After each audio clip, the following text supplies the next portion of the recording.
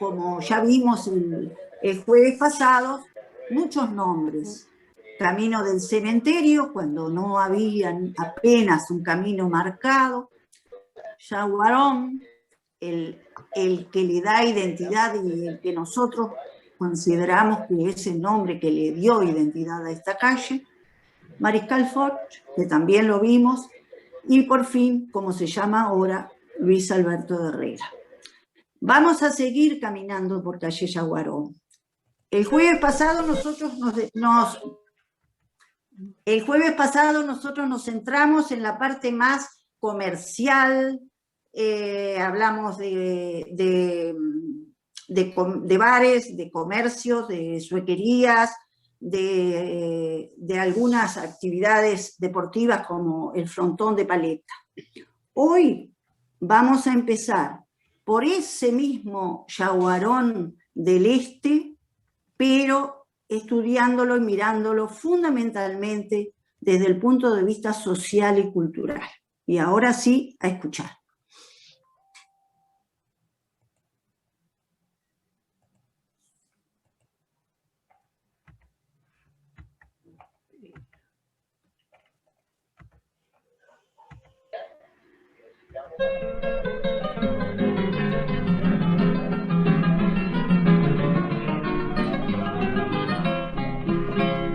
Vivo en un rancho que es una lata hecho de paja y de terror, y entre los ceibos que está escondido cual bello nido de una ilusión.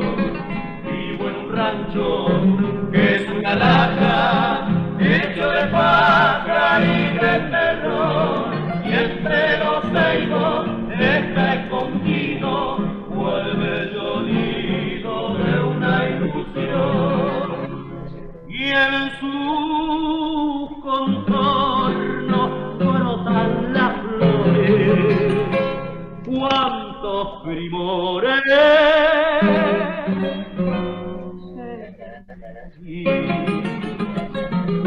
Dulces pitangas, palmas frondosas, mieles sabrosas de un campo a ti. A los gauchos de boleadora, brazo y escuela, vista y bajón, el mate amargo de la totora, de la guitarra y el perico. Gloria a los gauchos de boleadora, brazo y escuela, vincha y cajón, el mate amargo de la totora, de la guitarra y el perico. Fueron guerreros del bravo Artigas, de la Valleja, los 33. Ellos nos dieron con su fatiga gloria a una patria heroica. Vivo en un rancho que es una lata hecho de paja y de terror, y entre los ceibos está escondido cual bello nido de una ilusión. Vivo en un rancho que es una lata hecho de paja y de terror, y entre los ceibos está escondido cual bello nido de una ilusión.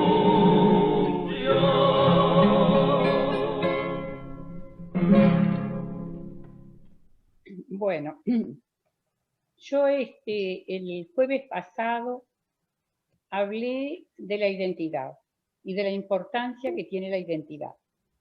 Esta canción evidentemente es una identidad que trascendió la identidad barrial, diría yo, la identidad de calle Yaguaró, para transformarse en una identidad local. ¿Quién no la sabe? ¿Quién no la canta? Han pasado ya más de 100 años que se compuso y ustedes saben que, bueno, todos sabemos que hasta el día de hoy se canta. La versión que nosotros escuchamos es la que de Los Carreteros, de Víctor Santurio, que tiene una particularidad que elige dentro de... Esta es la letra original, ¿no? Así se escribió. Es una letra bastante larga que está dividida en dos partes. En la primera y después donde empieza Gloria a los gauchos de boleadoras, el autor le llamó Tradiciones criollas. Quiere decir que incorporó las tradiciones criollas a esa otra letra original. En el caso de Los Carreteros, ellos eligieron la primera y en sus contornos brotan las flores, pero se fueron después, no eliminaron las demás, y se fueron a la parte final, en lo que recuerda justamente a la tradición y aquellos gauchos que allá las dichosos eran junto al fogón, que fueron guerreros del Gran Artigas. Cada uno le hace después los arreglos que quieren. En el caso de Los Carreteros, suprimieron algo e incorporaron esa parte final de tradiciones criollas. Así que esta es la letra original. Hay algunos agregados que le hacen. A veces, yo siempre digo que cuando escucho de los ombúes bajo la sombra, por suave alfombra tienen mis pies. Muchos de los arreglos tienen sus pies, y es mis pies tienen justamente por suave alfombra, de los ombúes por suave alfombra, tienen mis pies la piel sobada con todo esmero de un bravo vero gato montés. Pero realmente hay varias versiones, nosotros elegimos la de Los Carreteros, nos parece una incorporación interesante y hacerlos conocer y recordarlos también en este tiempo que hace tantos años que incorporaron esa versión que todos saben. Quiere decir que esto es tradición, esto es identidad. Y qué curioso, la calle Yaguaró le cantaron y hay dos canciones importantes. ¿Qué otra calle de San José tiene canciones dedicadas? Yo creo que ninguna otra. ¿Y qué otra calle tiene algo que trascendió lo barrial, como les dije, para incorporarse, que todos sabemos, a lo local y que lo han cantado varias generaciones o sucesivas generaciones y lo siguen aprendiendo y lo siguen cantando y eso me parece digno de rescatar. Bueno, yo ahora quiero presentarles quién era el autor y para qué lo hizo, porque son dos cosas que realmente parecen importantes. Bueno, él es el cura Miguel Lacroix. Miguel Lacroix, difícil hacerle una biografía, les aclaro, porque incluso hay un libro que se llama Apuntes biográficos del clero secular en el Uruguay. Lo hizo el padre Lenin Rodríguez, allí hay una cantidad, están prácticamente todos los sacerdotes, y resulta que Miguel Lacroix no está.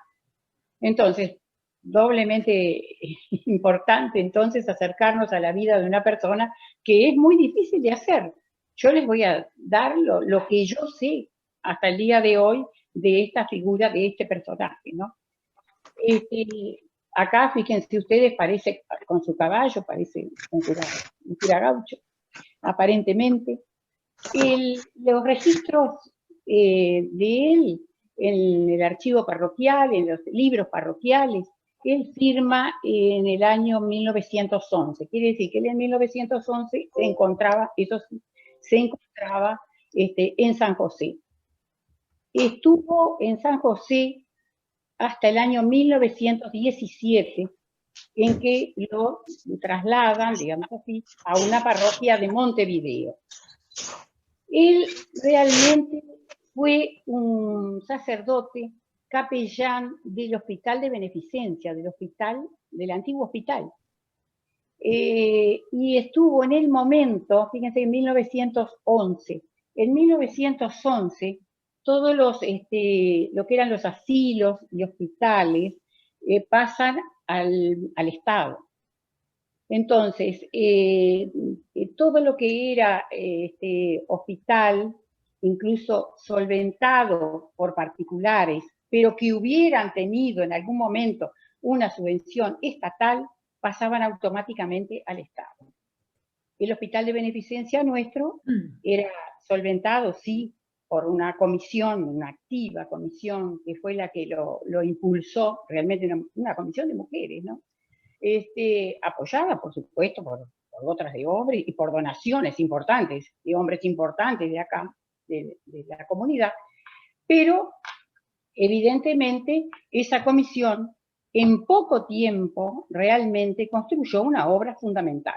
Bueno, a esa obra tan importante se agregó, por supuesto, una capilla, pequeño oratorio, que además utilizaban las hermanas del huerto, que era una comunidad, que ya se encontraba desde 1891 en el Hospital de Beneficencia, y ya se había completado el edificio en el que tenían también una pequeña capilla y una casita, decían, para el capellán.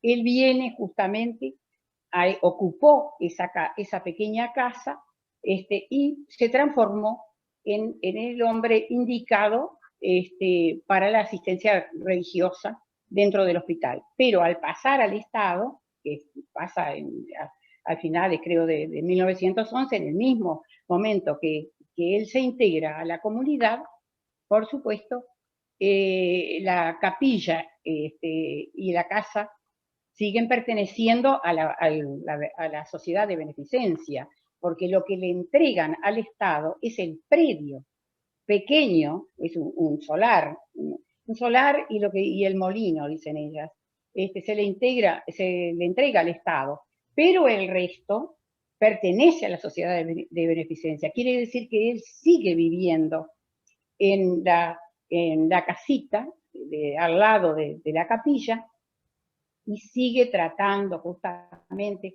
con el barrio, dicen, difundiendo el culto religioso, así, oficiando misas, trabajando con los niños del barrio, en fin, realiza una labor de beneficencia.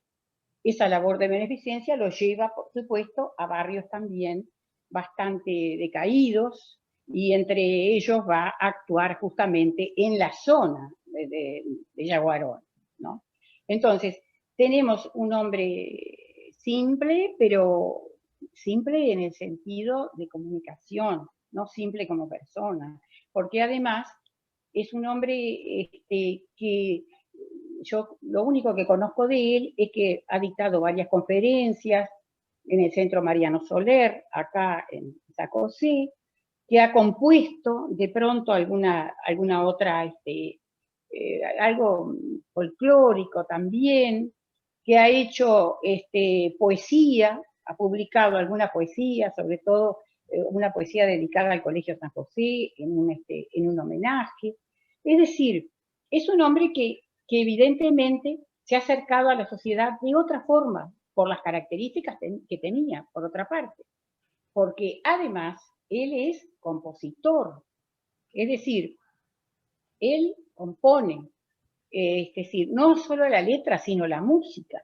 Entonces, quiere decir que estamos frente a una personalidad muy particular que durante ese tiempo, de 1911 a 1917, con alguna, creo que estuvo en Santa Lucía, o lo mandaron para Santa Lucía durante 3 meses en determinado momento, siempre estuvo unido a la comunidad, y a una comunidad diferente de la parroquial, porque al estar viviendo y ser capellán del hospital, se decía, fue una labor interesante. Permanece en la capilla y en su casa hasta ese año, que justamente en ese año se venden los demás terrenos que la sociedad de beneficencia tenía, ¿no? Eran propiedad. Quiere decir que cuando se le entrega al Estado no se le entrega la manzana entera, que era la propiedad del hospital de beneficencia, se le entrega una parte, lo demás se va después a vender, que son cosas diferentes, ¿no? Ahora, ¿para quiénes hizo esto que es tan interesante y tan importante? Lo hizo para un grupo de gente que iba a acercarse en el carnaval de 1914 a un tablado. El tablado al que se presentó ese conjunto, esa comparsa, como le llamaban, ese tablado estaba ubicado en Yaguarón y Rincón. Es decir, que él hizo un vals, porque él le dice vals, Carnaval de 1914, vals y tradiciones criollas. Ese vals lo hizo para un conjunto que increíblemente se llamó Los Burros. Ese conjunto que se llamó Los Burros lo interpretó por primera vez en ese carnaval de 1914. Pero Los Burros, yo deduzco, porque no puedo de ninguna manera afirmar lo que no sé, es que se llamó Los Burros porque él actuaba, Miguel Lacroix, actuaba generalmente en barrios bastante pobres, diría yo, y la acción de él era justamente en una zona pasando la cantera, es decir, pasando lo que después fue la Plaza Zorrilla. Es decir, él se inclinaba más hacia la zona del barrio del Cementerio, un barrio sumamente pobre. Pero ¿qué pasaba? Y actuaba con gente joven, por supuesto, ¿no? En ese caso.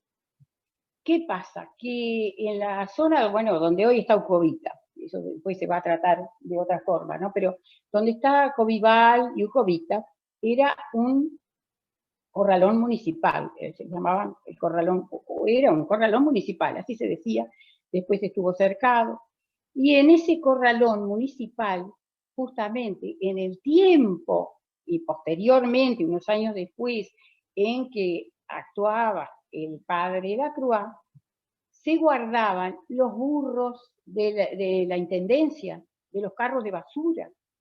Ahí era el lugar donde estaban ubicados en ese tiempo esos burros, justamente, los burros de la intendencia, los burros de los carros de la intendencia. Yo creo que justamente esa agrupación que se llamó Los Burros tendría que ver con esos jóvenes, ¿no? Tendrían que ver justamente con la proximidad de esas zonas. Entonces, el padre Lacroix le hizo para ellos ese vals que al final de cuentas no solo inmortalizó a los burros, sino que fue tomado posteriormente por distintas generaciones y hasta el día de hoy es identidad. Eso para mí es fundamental, ¿sí? Porque para un tablado, para un grupo, para una comparsa de 1914, haya habido una canción que después se inmortalizó y que evidentemente es y forma parte, yo diría que de la identidad maragaria. Bueno.